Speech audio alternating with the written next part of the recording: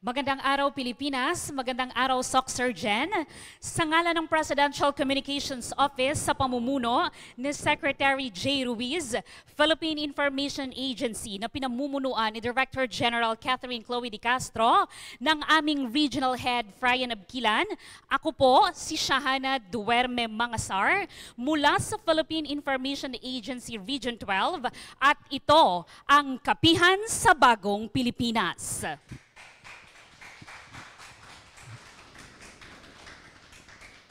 Layunin ng programang ito na maisulong ang pag-unawa at partisipasyon ng publiko sa mga programa ng mga pangunahing opisina ng pamahalaan sa mga komunidad. Nakasentro din ito sa pagtataguyod ng mga pulisiya, aktibidad at mga napagtagumpayan ng mga itinatampok na ahensya, may kaugnayan sa pagsusulong ng pamamahala at lideratong nakaangkla sa advokasiyang Bagong Pilipinas. Para sa ating pangatlong episode sa taong 2025, ating pag-uusapan ang mga programa ng Department of Trade and Industry.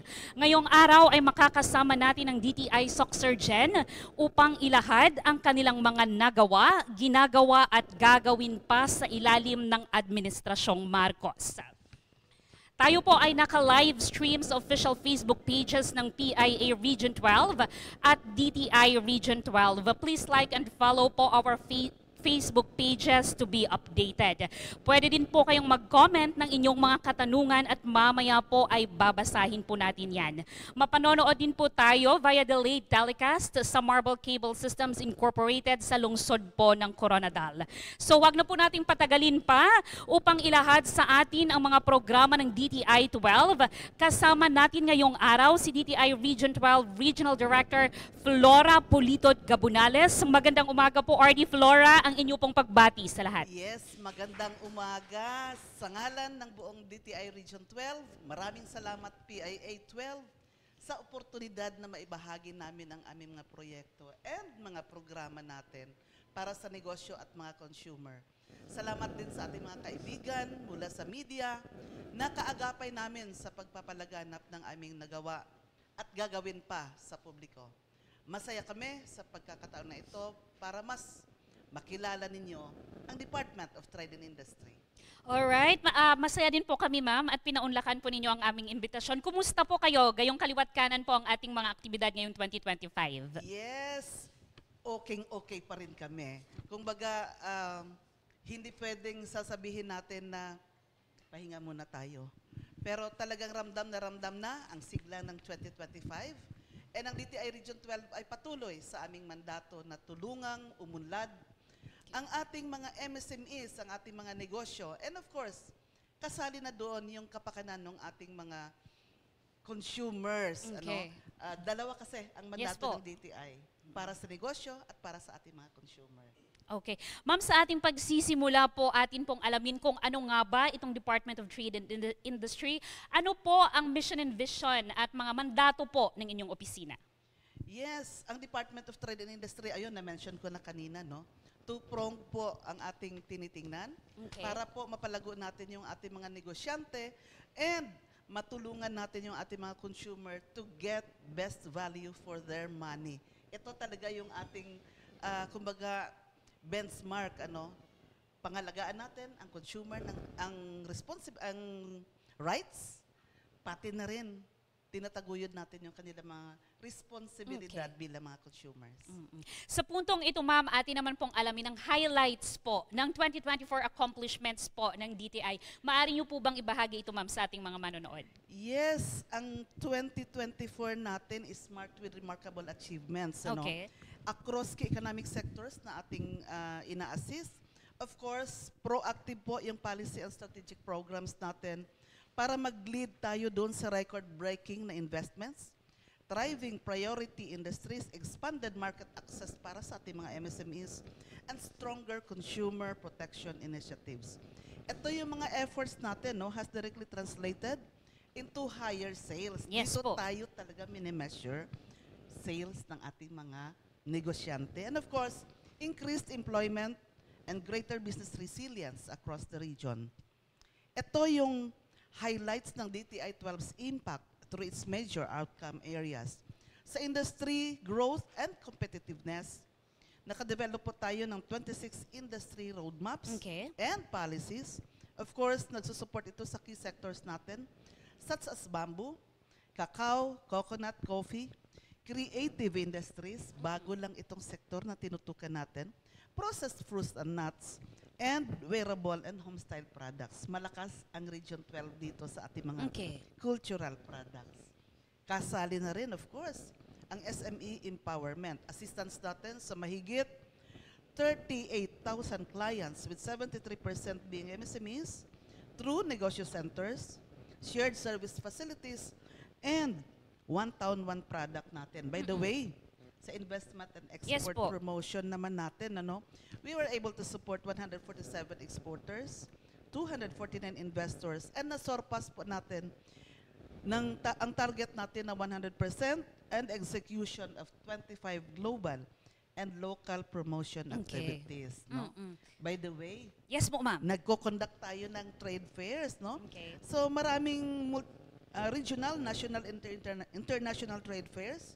Kasali na po doon yung ating brand na Treasures of Region 12 Trade Expo, Mm-mm. Mindanao Trade Expo, and ProPac Asia in Thailand, and other national trade fairs. Itong initiatives na ito ay naka-generate ng about 999 million in domestic and export sales and opened new market opportunities sa ating mga MSMEs. Ito yung pinaka-importante, yung mga bagong market opportunities para sa ating mga MSMEs. Okay. By the way, hindi pa ako tapos. Yes po. Yes, meron pa tayong infrastructure development. Mm-mm. Kasali po tayo doon sa Roll It na project natin to improve trade, logistics, and ease of doing business. Kaakibat po natin dito, partner po natin ang DPWH sa pag-implement ng mga infrastructure projects na ito. Ito yung road na nagli-lead doon sa ating mga industries, doon sa ating mga manufacturers, Economic galing hubs. po doon sa ating mga production Okay. areas. Meron pa tayong other side of DTI. Yes po. Ito po yung consumer protection and market regulation. Pina-fully implement po natin, pina-enforce po natin ang consumer rights initiatives, price monitoring activities, and of course, fair trade laws ensuring a fair and transparent marketplace. So, dalawa ito, as businesses and industries navigate an evolving global economy, patuloy po ang Department of Trade and Industry sa pag-champion ng innovation, digitalization, sabay po tayo sa uso, and of course, sustainability. With unwavering commitment and strong partnerships, hindi ho namin kinakalimutan yung partnership natin with non-government organizations and government organizations as well para po doon sa economic empowerment, inclusive prosperity, and long-term growth para po sa ating Region 12. Okay, pagdating naman po ma'am sa export and investment development, kumusta po ang ating accomplishment noong nakaraang taon? Yes, meron tayong na-assist na 147 exporters and 249 investors. Okay. Naka-achieve po tayo ng 105% doon sa ating mga set targets. And ito, ang efforts natin ay nakatulong para magkaroon ng access yung ating negosyante doon sa locally and globally organized na mga events natin. And of course, doon sa mga international markets. And we would also like to secure investment opportunities, driving economic growth across various industries. Inclusive po tayo. Okay. And may mga 25 export and investment promotion activities tayo na ginawa.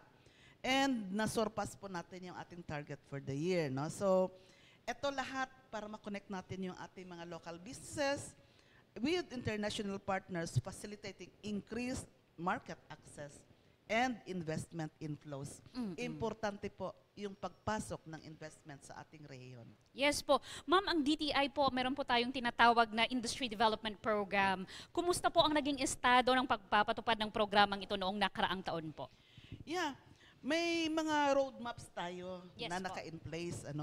And tinitingnan natin, of course, yung priority industries, priority sectors natin sa region para ma-ensure natin yung ating long-term na sustainability. Meron po tayong 44 capacity building activities. Okay. And ito naka-include sa mga conferences, workshops, consultative sessions, and skill building programs para ma-enhance natin yung competitiveness ng ating industriya.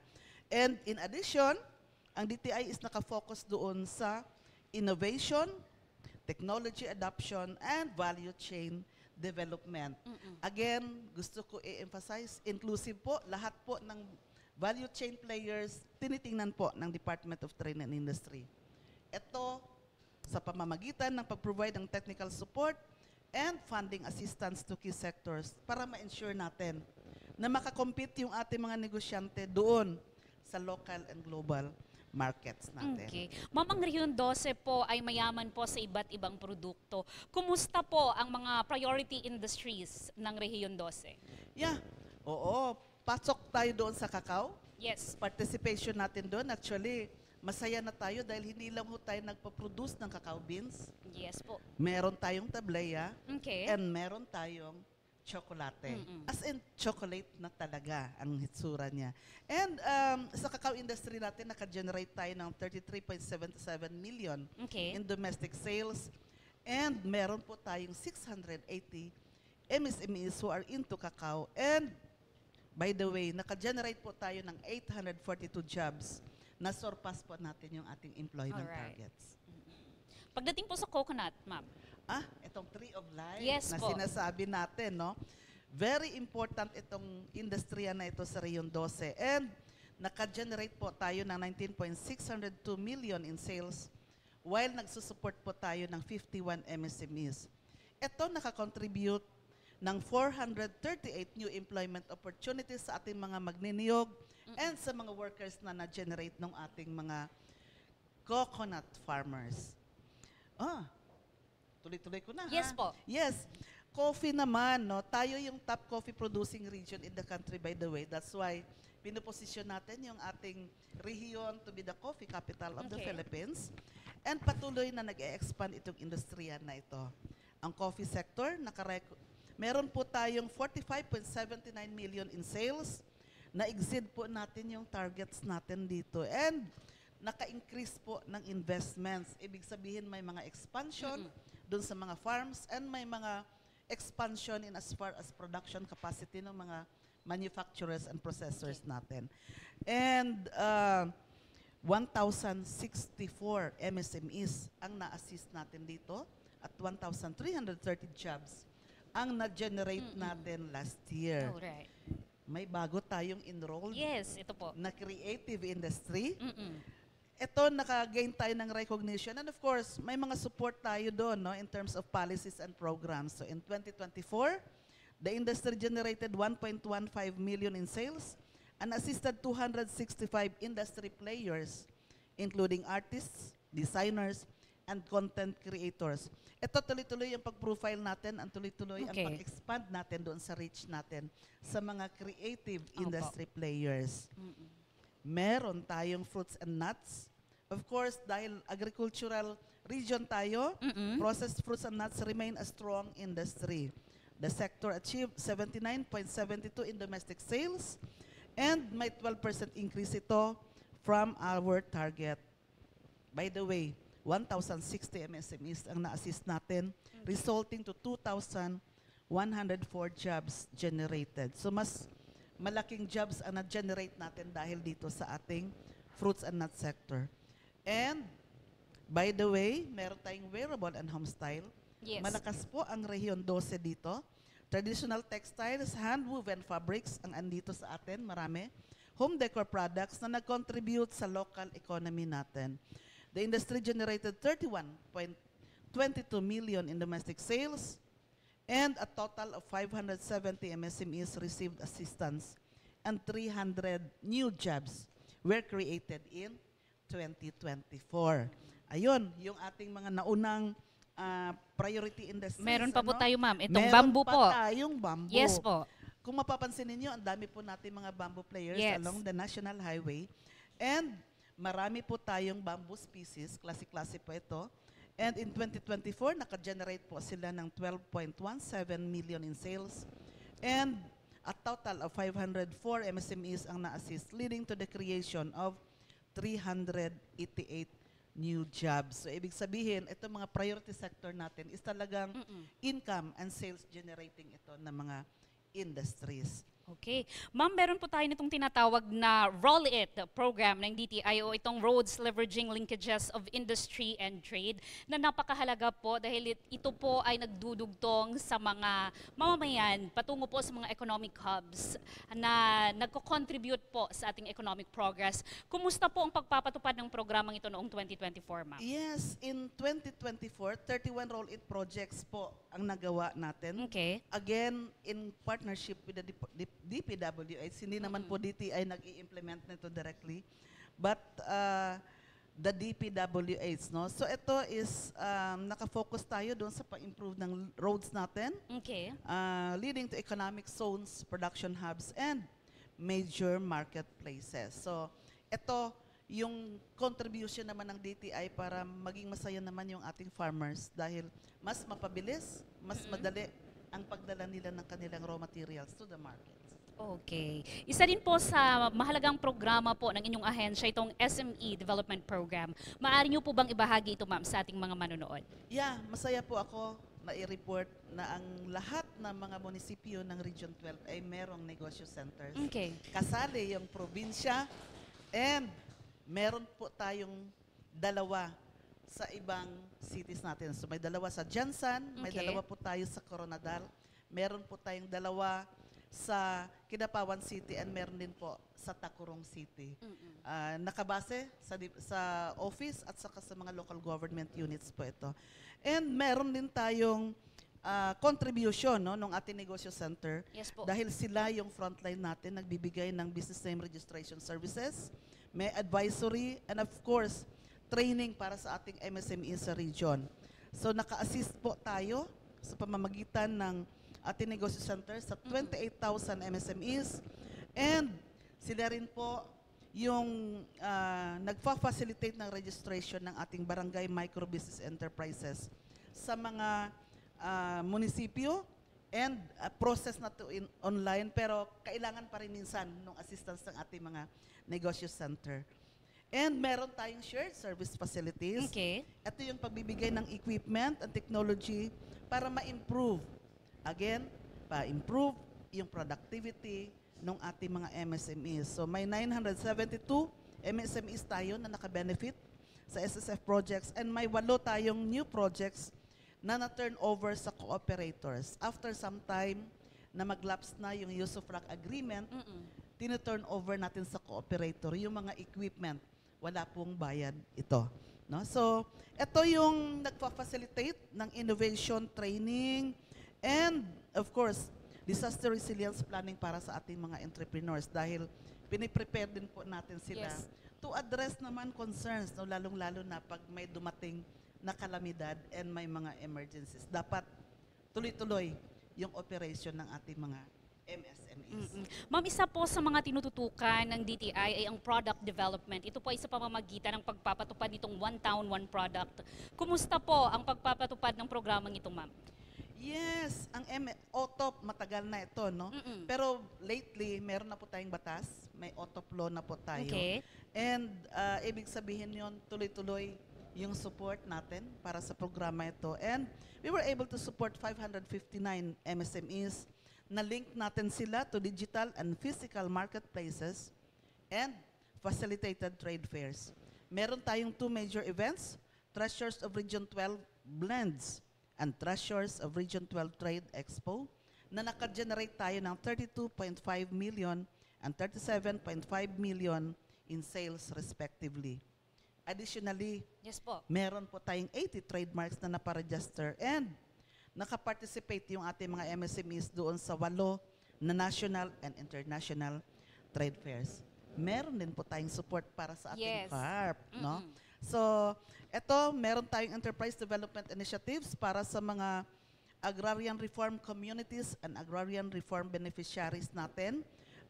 A total of 70 ARCs and 80 agrarian reform beneficiary organizations na naka-benefit po ng 4,613 farmers dito sa Region 12.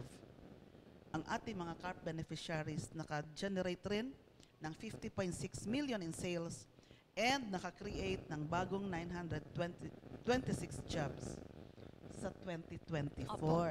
So Okay. lahat na ito is job generating and sales generating as well. Yes. By the way, meron din tayong rapid growth project, no? So ito is na-strengthen natin yung agricultural value chains and na-improve natin yung ating market linkages. So in 2024, meron tayong 92 commercial partnership agreements na nagawa and naka-generate tayo ng 159.1 million in sales. Diretso po ito from farmer organizations papunta doon sa ating anchor firms. Okay. And naka-distribute rin tayo, naka-provide rin tayo ng 76.2 million in matching grants and naka-provide ng technical trainings to 11,436 farmers and 70 MSMEs. By the way, dito lang sa Rapid Growth Project, meron tayong intervention doon sa ating farmers. Kasi Alright. tinutukan natin the whole of value chain mula production until doon sa marketing.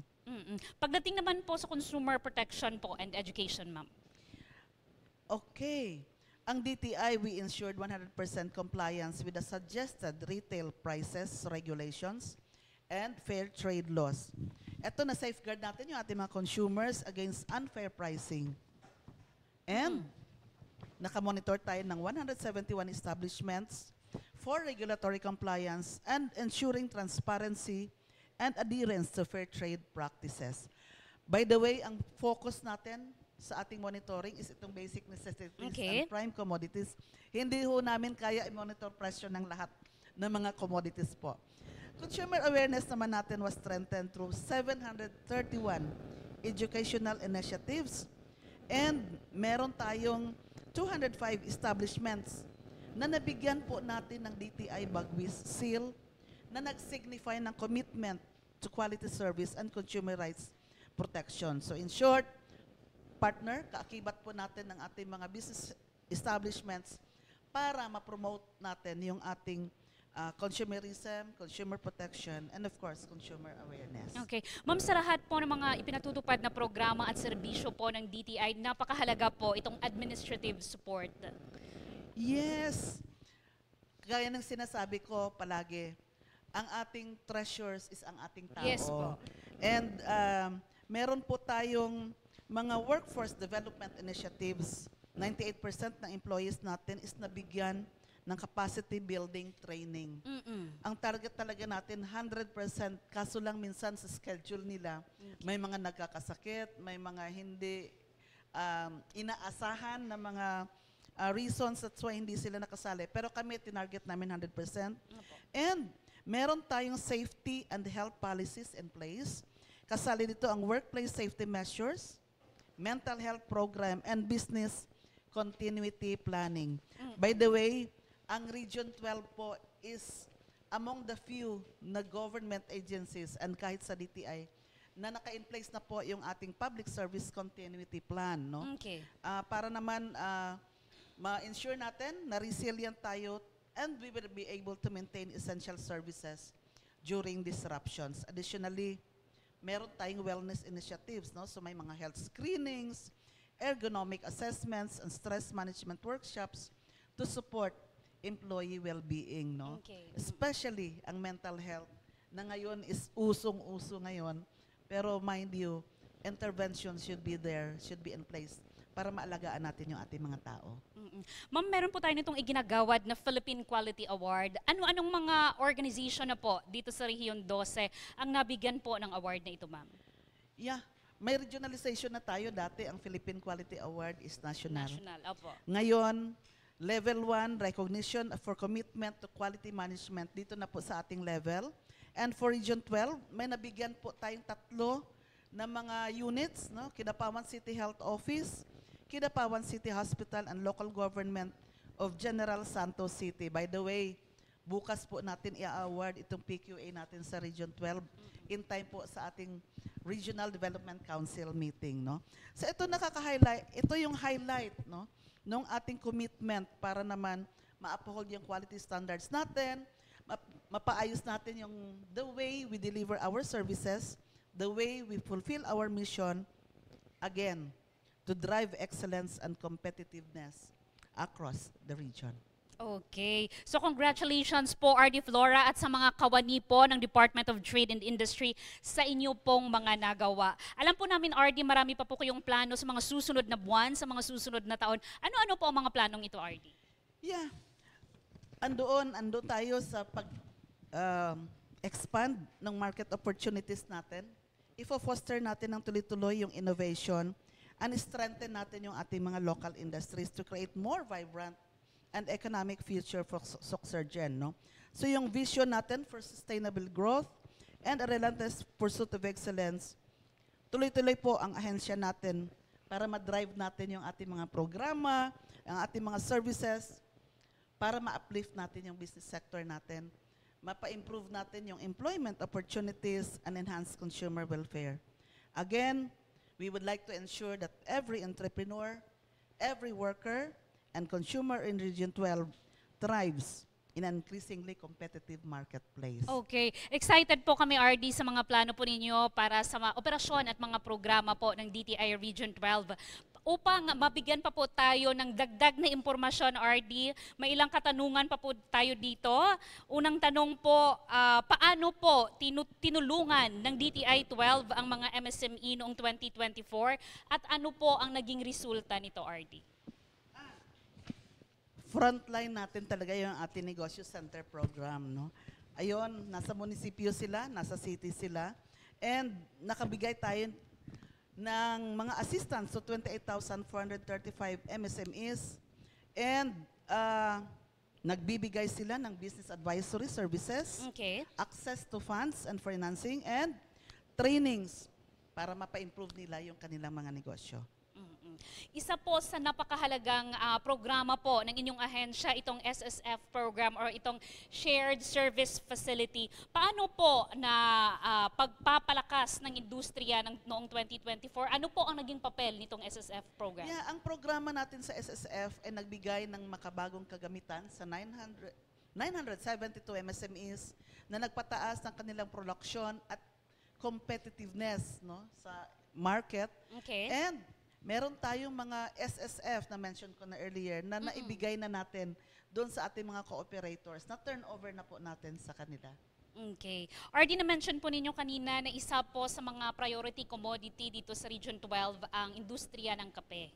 Ano po ang naging epekto ng mga hakbang ng DTI 12 pagdating po sa industriyang ito? Yeah, sa mga intervention na nabigay natin, no, nagresulta ito sa 45.79 million na sales para sa ating mga magkakape, and tumaas din yung kanilang investments. Again, expansion ng kanilang production area, expansion rin ng kanilang capacity doon sa pag-produce, manufacture. And by the way, again, gusto nating i-emphasize, we would like to position Region 12 as the coffee capital of the Philippines. That's why talagang buhos-buhos yung effort natin dito. Paano naman po sinisigurado po ng DTI 12 ang proteksyon para sa ating mga mamimili at patas po na kalakalan, RD? Lahat na yata nung strategies ginawa natin para ma-educate yung ating mga consumers. Meron tayong 731 consumer education programs in place. Nag-monitor tayo doon sa mga establishments natin para sa compliance. And of course, meron tayong Bagwis Awards. And by the way, palaging national awardee po ang Region 12 in as far as Bagwis Awards is concerned. Napakarami po ng mga negosyante natin, establishments na nabigyan na natin, and sana for this year, ma-hold pa rin natin yung ating record na yan. Okay. RD, kanina po ay napag-usapan po natin itong Roll It program. Paano po pinalakas ng programang ito ang infrastruktura po ng negosyo? Yeah, nakompleto na natin, no, ang target natin for last year, and tuloy-tuloy yan. Okay. Sige pa rin po tayo tanggap ng mga proposals galing sa ating mga LGUs dahil nanggagaling ang proposal sa kanila. Again, gusto natin tuloy-tuloy itong ating Roll It projects. Hindi ho tayo masaya doon sa 31, pero dapat meron pa rin dahil dito masaya yung ating mga farmers. Okay. Sa puntong ito, RD, ay bibigyan po natin ng pagkakataon ang ating mga kasamang media na magtanong po ng mga dagdag na impormasyon hinggil po sa mga programa at serbisyo ng inyong opisina. Sa ating mga kasamang media ngayon, bago po ang ating tanong, ay magpakilala po muna tayo. For our first question. Good morning, RD. Nika Pama from DXKG 92.5 FM, Radyo Rapido Coronadal. Ang katanungan ko po ay paano po pinalakas ng Rapid Growth Project ang value chain ng agrikultura at ng MSME competitiveness po? Yeah. By the way, ang Region 12 is among the 7 regions na nag-implement ng Rapid Growth Project. So, Okay. from Region 8, 9, 10, 11, 12, Caraga, and BARM po ang kasali sa Rapid Growth Project. So for Region 12, meron tayong 92 commercial partnership agreements na nalagdaan. Nakalikha tayo ng 159.1 million na benta ng ating mga farmers and 76.2 million na grants na naibigay natin sa kanila. Bakit kasali ang farmers? Again, the whole of the value chain ang ating tinututukan in as far as Rapid Growth Project is concerned. Maraming salamat po. Okay, next question. Magandang umaga po sa lahat. Bombo Mira Serbo po from Bombo Radio Coronadal. Ang aking katanungan po, RD, paano natulungan ng mga inisyatibo ng DTI Region 12 ang mga benepisyaryo ng reformang agraryo at magsasaka noong 2024? Ayun, may comprehensive agrarian reform program po tayo na ini-implement no, sa DTI. Ito yung pagbibigay naman ng serbisyo para sa ating mga farmers and meron tayong 4,613 na mga farmers and agrarian reform beneficiaries na nagkaroon sila ng benta na 50.6 million last year. Among the many implementors ang DTI in as far as CARP program is concerned. And dito tayo nakatutok doon sa gusto magnegosyo, gusto magkaroon ng proyekto, and gusto magkaroon ng processing in as far as agricultural products is concerned. Okay, maraming salamat po, RD, and good morning. Okay. Susunod na tanong po. Good morning, RD. RJ Umagaptiad from 90.5 Good Vibes Radio, Coronadal.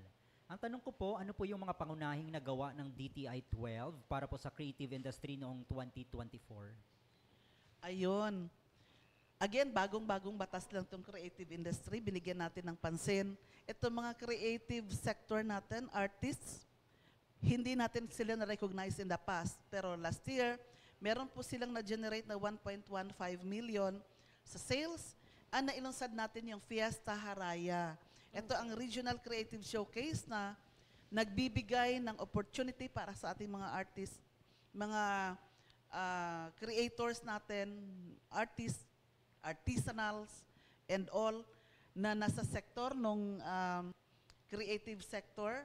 Nabigyan natin sila ng chance na ma-showcase yung kanilang kaalaman, ang ilang kagalingan, and meron din po tayong lunsod-lunsad projects para sa 4 na syudad natin, General Santos City, Tacurong City, and Coronadal City.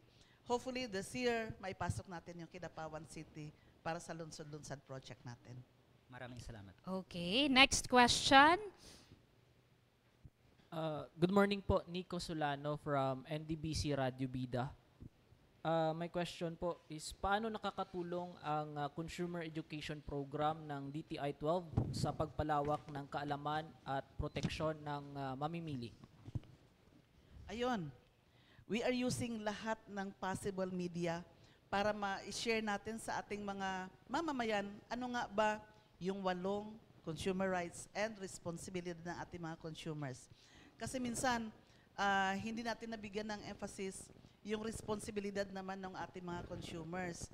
And kaakibat din natin itong ating mga consumers in as far as monitoring ng mga presyo is concerned dahil sila nagbibigay ng feedback as to whether tama ba yung presyohan na binigay sa kanila. And very important, are they getting the best value for their money? Okay po. Okay, thank you po. Dagdag na katanungan, yes, sir. Good morning, ma'am. I'm Von Valdivieso from Radyo Sensero Coronadal. How does the DTI Region 12 plan sustain economic program to industry growth beyond 2025? Ayun, meron po tayong consultation no, na ginagawa doon sa ating mga players and kasali po ang ating mga private sector organization, business sector, doon sa ating Small and Medium Enterprise Development Council, kung saan ito ang venue para magkaroon tayo ng policy making and of course, pag-identify ng mga programa para mapaigi pa natin, mas mapaganda pa yung business climate dito sa ating rehiyon. Okay. Next question po. Good morning po. Krista De Leomos from 107.3 Radyo Latigo FM. Ang question ko po, RD, ano po yung Capidosi Coffee Quality Competition 2025 at kailan po ito gaganapin? Ayun. Pang-third na po natin na coffee quality competition sa Region 12 kasi gusto talaga nating ipalabas na Region 12 is producing hindi lang maraming kape but quality coffee. So, meron tayong ina-identify no, ng mga activities, coffee grading na mga competition. Tinitingnan natin yung green coffee beans natin and of course, dalawang kategorya ito, Robusta and Arabica, and kasali ito no, doon sa pag-evaluate natin base doon sa Specialty Coffee Association na protocol.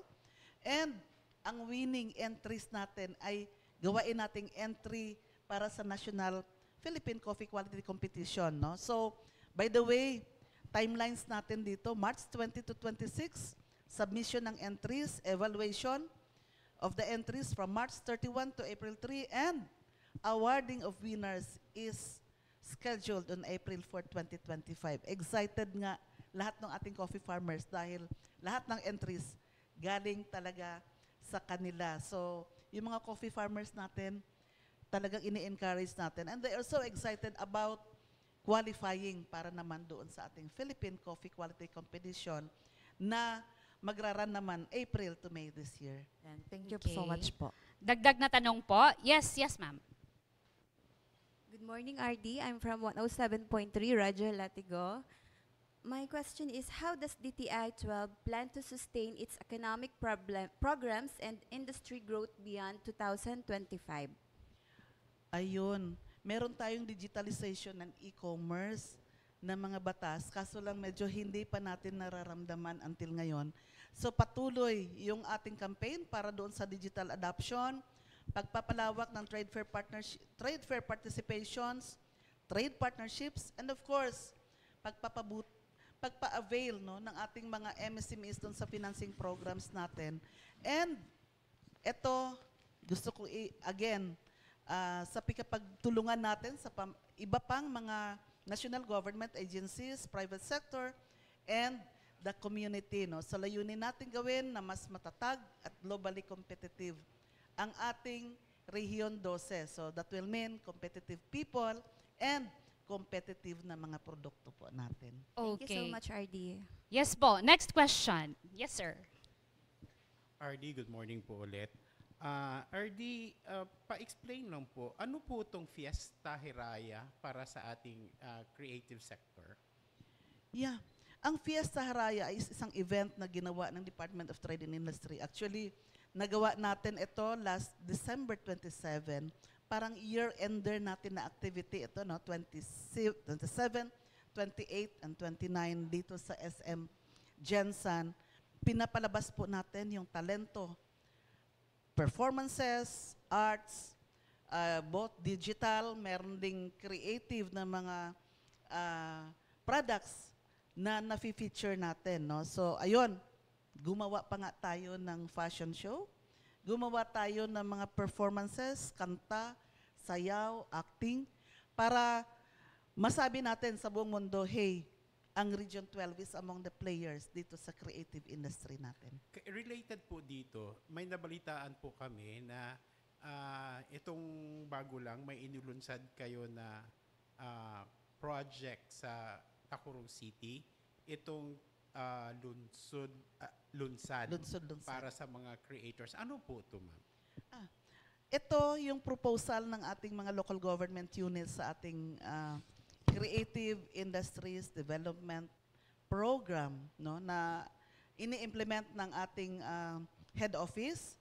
Pero kami rin po dito sa Region 12 ang nag-i-endorse nito. Meron silang 2 million na fund na binigay. May mga proposal sila kung ano yung sektor na andoon sa kanila, yun yung kanilang pinopropose. Hindi pareho ang piniprepare ng mga LGUs ng mga proposals. Dahil again, tinitingnan nila ano nga ba yung sektor na meron sila. By the way, unahan ko na, sa Coronadal, magkaroon ng culmination activity, yung lunsad-lunsad nila, March 14. And dito, maipapakita nila, ano nga ba ang naabutan ng 2 million na project funds na naibigay. So, ang dami po. Kaya lumalabas na yung ating mga designers, lumalabas na yung ating mga weavers, crafters, and all dahil dito sa mga lunsod-lunsad projects na to. Thank you very much po. Alright. RD, kanina po napag-usapan po natin itong Philippine Quality Award. Maaari niyo po bang ibahagi sa ating mga manonood kung paano po ang sistema ng paggawad ng parangal na ito, RD? Yeah. Before, ang Philippine Quality Award is binibigay doon sa mga kumpanya and ang nag-a-award nito is ang presidente ng Pilipinas. Okay. Kaso lang, medyo pahirapan kasi as far as documentation is concerned, ako napakaraming i-comply. Pero ginawan po ito ng regionalization para kahit doon sa level 1, ma-identify na natin o sino nga ba ang may interest na may intention na maka-avail nitong Philippine Quality Award.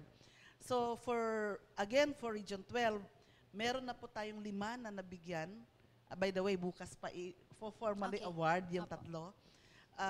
Nag-signify sila ng intention. In short, tuloy-tuloy yung kanilang quest para magkaroon or maka-avail talaga nung award na yon, Philippine Quality Award, na kumbaga marami pang steps. Actually, level 1 lang to. Pero tuloy-tuloy para lahat po ng mga criteria for quality management is ma-comply ng ating mga awardees. So tuloy-tuloy pa rin yung campaign natin. Hindi lang ho nag-end sa 5, but this year meron na naman tayong call for intention para maka-avail doon sa awards na yun. Okay. Kanina din po, RD, ay napag-usapan po natin itong pagsasagawa or pag-attend sa mga trade expo ng DTI. Ngayong 2025, may mga nakaschedule po ba tayong trade expo or may mga pupuntahan po ba tayong trade expo upang mas maipakilala pa po natin ang mga lokal na produkto po ng Region 12? Ayun, tuloy-tuloy yung participation natin. No? By the way, sa etong next week, meron tayong Philippine Coffee Expo na sasalihan natin. Meron tayong Manila Coffee Expo na again, kasali yung ating mga coffee players. Meron tayong brand na Treasures of Region 12, pero ngayon, dadalhin na natin sila sa Metro Manila kasi nakita natin talagang ang bilis ng sales doon. And marami tayong mga market matching activities na nagawa. Meron tayong mga business-to-business na mga transactions, mga business deals na again, nagbibigay ng market opportunities para sa ating MSMEs. Maliban po sa mga trade expo, RD, at sa mga regular po na programa at serbisyong ipinatutupad po ng DTI 12, ngayong taong 2025, ano po ang tinututukan ng inyong ahensya? Ayun, digitalization talaga ang tinitingnan natin. Kasi kalimitan ngayon, hindi na nagdadala ng cash yung ating mga customers. Talaga naghahanap, ano nga ba yung ways para makabayad sila online. And innovation ng kanilang product. Ayun, may mga market matching pa rin tayong ginagawa. No? And by the way, yung ating mga produkto is talaga ini-ensure natin na available doon sa ating mga 1-to-1 product, pasalubong centers and auto hubs. So sa mga key areas, hotels, exports, airports, meron din tayo sa Fishport, meron din tayo sa mga terminals, para doon naman mabigyan natin ng malaking opportunity ang ating mga MSMEs na mabigyan ng space, mabigyan ng kumbaga venue para maibenta nila yung kanilang mga products. RD, para po sa mga interesadong individual, mga interesadong MSME, paano po sila makaka-avail ng mga programang ino-offer po ng DTI? Saan po sila pwedeng pumunta? Sino po ang pwede nilang kontakin, RD? Ayun. Para naman sa ating mga MSMEs, mga gustong maging entrepreneur, mga startups, pumunta po kayo sa nearest na negosyo center sa inyong mga lugar. Sila po yung talagang frontliner natin. Pero kung may chance naman po kayong pumunta sa ating mga provincial offices, lumapit po kayo sa ating mga trade promo officers, sa ating mga business counselors, kasi andyan sila handang tumulong sa ating mga MSMEs. Kadalasang tanong po ng ating mga MSME RD, ang mga pagsasanay po ba na ginagawa ng DTI-12 ay libre? Ay, libre, syempre. Pero there are times, no, may mga invitations ang iba pang mga companies, ibang mga organizers na for higher competitiveness, for higher competencies na minsan may bayad doon. Pero kalimitan, no? Libre po yon. Siguro ang counterpart nila would be their pamasahe. Okay. There may be instances na syempre yung pagkain nila or hotel accommodation as may be necessary. Pero we do our best. Ma-provide po natin ng libre yung ating mga services. Apo. May dagdag na katanungan po tayo, RD.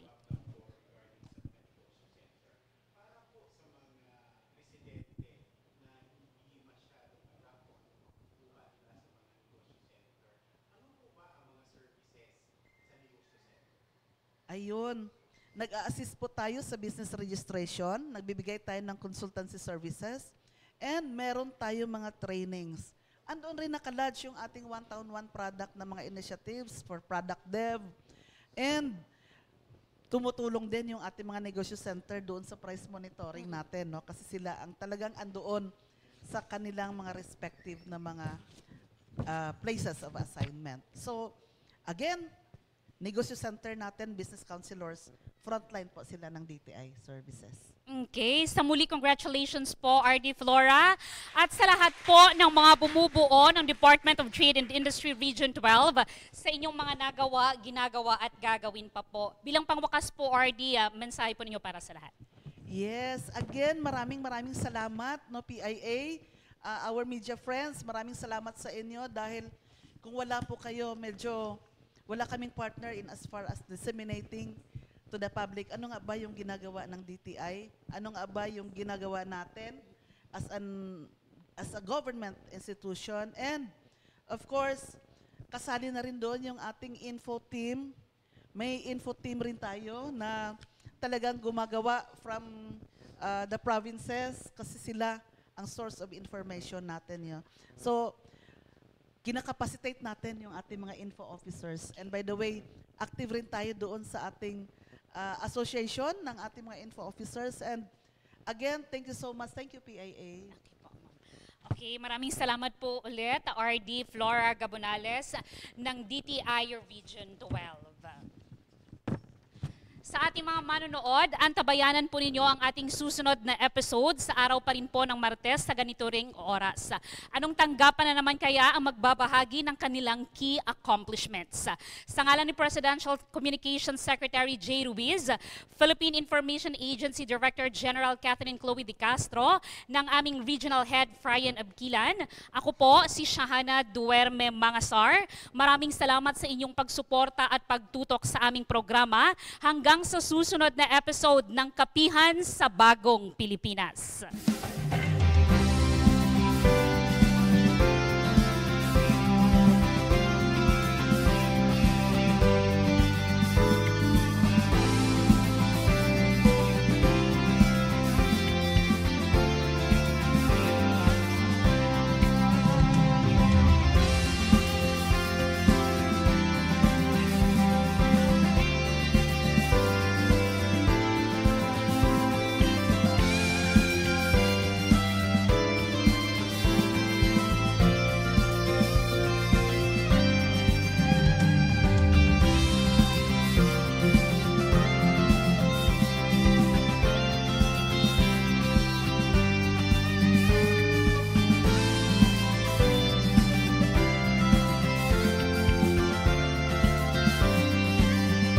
Ito ang Kapihan sa Bagong Pilipinas.